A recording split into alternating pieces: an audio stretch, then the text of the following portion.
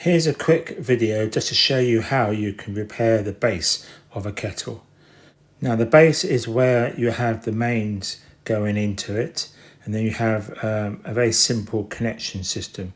Now I'm going to take the bottom off and expose the wires. Now on the right hand side of this is the negative, or the blue one. In the middle is the earth, and on the left hand side is the live.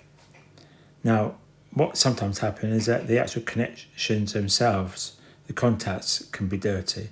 Also the contact for the earth might be an issue. So cleaning them and adjusting them should be able to resolve any minor problems you have with this section.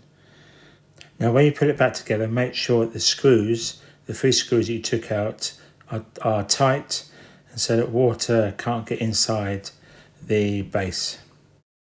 Place the 3 screws on the bottom and do them up tight. Another thing you can also do is to wrap the cord around the base.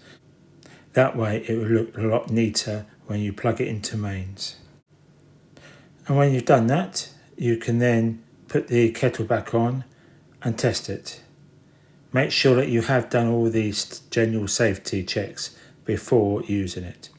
Thank you for watching, and if this gave you value, please share, like and subscribe.